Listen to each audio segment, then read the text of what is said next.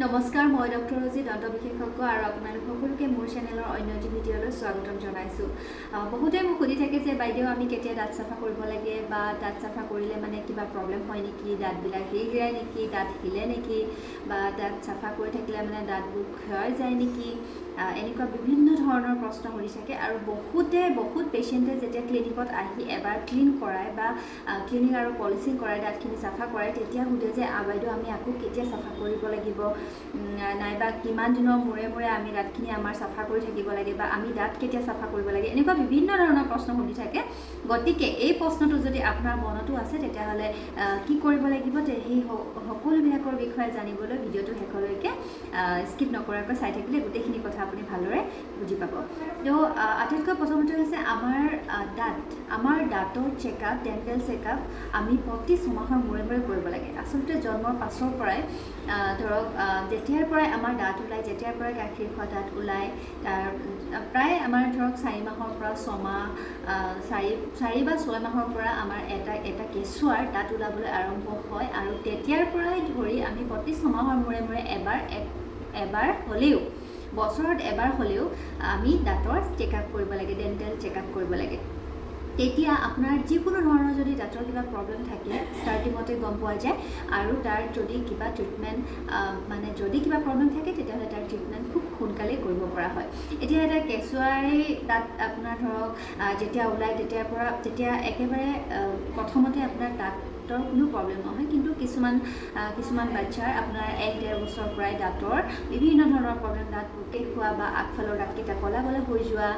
নাইবা আপোনাৰ আগফালৰ দাঁতকেইটা ভাঙি যোৱা, বা আপোনাৰ দাঁতবিলাক বগা হয় প্ৰথমতে, তাৰপিছত ক'লা হয়, তেনেকৈ কৰি পেলাই পিছত আপোনাৰ ভিতৰৰ দাঁতকেইটাটো পোকে খায়। তাৰপৰা 4-5 বছৰত কিন্তু বহুত প্ৰব্লেম দেখা পোৱা যায়। এনেকুৱা নহ'বৰ কাৰণে আপুনি যদি প্ৰতি 6 মাহৰ মূৰে ডেণ্টেল চেকআপ এটা কৰাই থাকে আপোনাৰ শিশুটিৰ, নাইবা আমি ডাঙৰ সকলেও যদি আমাৰ প্ৰতি 6 মাহৰ মূৰে যদি ডেণ্টেল চেকআপ কৰি থাকোঁ, তেতিয়াহ'লে কোনো ধৰণৰ দাঁতৰ প্ৰব্লেমেই নহ'ব। বা যদিহে কিবা এটা প্ৰব্লেম আৰম্ভণি হৈছে বা আপোনাৰ হৈ আছে, তেতিয়াহ'লেও ষ্টাৰ্টিঙতে গম পোৱা যাব, আৰু তাৰ ট্ৰিটমেণ্ট কৰিলে আপোনাৰ সেই প্ৰব্লেমটো ঠিক হৈ যাব। তো ঠিক তেনেকুৱাই দাঁতবিলাক যদি আমাৰ লেতেৰা হৈ থাকে তেতিয়াহ'লে আমাৰ পায়ৰিয়া নিচিনা বেমাৰ হ'ব পাৰে। আপোনাৰ দাঁতত ৰং ধৰিব পাৰে, দাঁতৰ যিটো ষ্টেইন বুলি কয়, ষ্টেইন হ'ব পাৰে, দাঁতত কেলকুলাছ হ'ব পাৰে, প্ৰথমতে প্লেক হ'ব। প্লেক অকণমান আমাৰ দাঁতৰ যিটো চুক হয়, দাঁতৰ যিটো ডিঙি বুলি কোৱা হয়, নেক অফ দ্য টিথ, দাঁত আৰু আলুৰ যিটো জইনিং পৰ্চন হয়, তাতে আমাৰ কি হয়, একেবাৰে প্ৰথমতে কোমল অকণমান লেতেৰা জমা হয়। তেনেকৈ ডেইলি আপোনাৰ জমা হৈ কি হয়, এটা হাৰ্ড যিটো পাথৰৰ নিচিনা, যিটো কেলকুলাছ বুলি কোৱা হয়, তো সেই কেলকুলাছ জমা হয়। প্ৰথমতে প্লেক বুলি কোৱা হয় যেতিয়া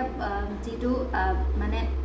জমা হোৱা বস্তুটো আপোনাৰ কোমল হৈ থাকে, তাৰপিছত ছফ্ট হৈ থাকে, তাৰপিছত লাহে যদি আপুনি ভালদৰে ব্ৰাছ নকৰে, বা আপুনি যদি ডেইলি ৰাতি ব্ৰাছ নকৰে, তেতিয়াহ'লে কি হয়, আমি যিহেতু দিনটো খাই থাকোঁ, সেই গতিকে আমাৰ ৰাতি ব্ৰাছ হোৱাৰ আগতে ব্ৰাছ কৰাটো বহুত বেছি প্ৰয়োজন। কিন্তু যেতিয়া আমি দিনটো খাই পেলাই ৰাতি হোৱাৰ আগতে ব্ৰাছ নকৰোঁ, গোটেই ৰাতিটো আমাৰ মুখৰ ভিতৰত কি হয়, চেলাইভাৰ প্ৰডিউচ হয়, আৰু বিভিন্ন ধৰণৰ বেক্টেৰিয়া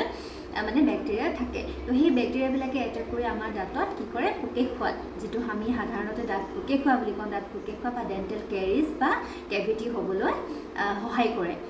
তো সেই গতিকে আমি সদায় ৰাতি ব্ৰাছ কৰিব লাগে শোৱাৰ আগতে, আৰু ধুনীয়াকৈ কুলকুলি কৰিব লাগে। আৰু বহুতে আজিকালি মাউথ ৱাছ ইউজ কৰে, নিজেও আপোনাৰ ডক্টৰৰ ওচৰত নগ'লেও নিজেও দোকানৰ পৰা ফাৰ্মাচীৰ পৰা আনি মাউথ ৱাছ ইউজ কৰে।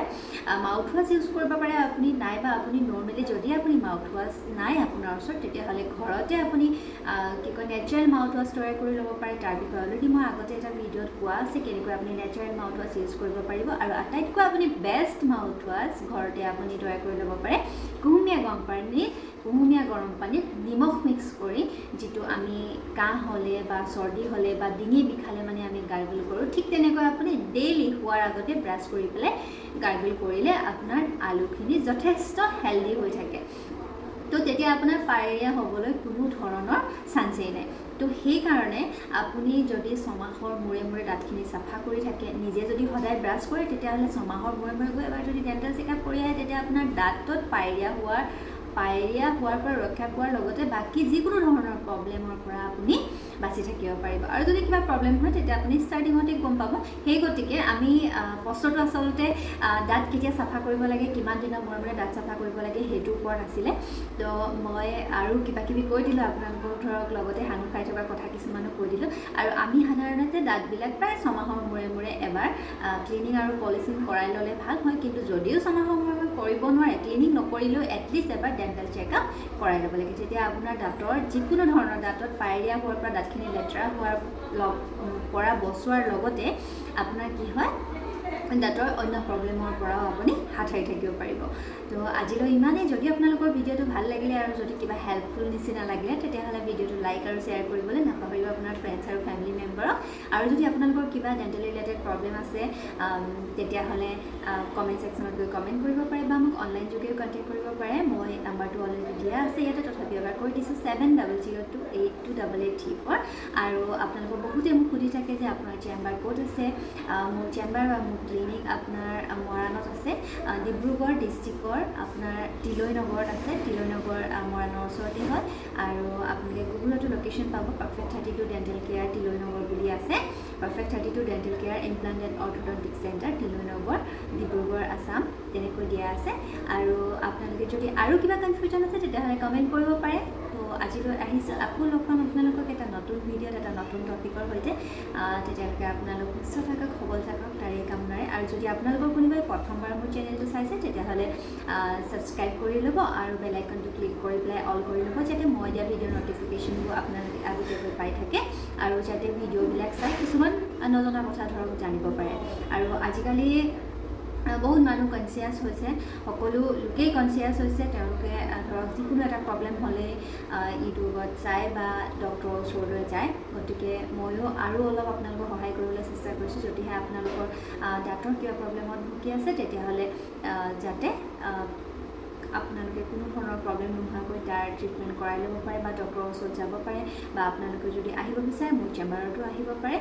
আজিলৈ ইমানেই তো আকৌ আহিম এটা নতুন ভিডিঅ'ত এটা নতুন টপিকৰ সৈতে শেষত ভিডিঅ'টো চোৱাৰ বাবে ধন্যবাদ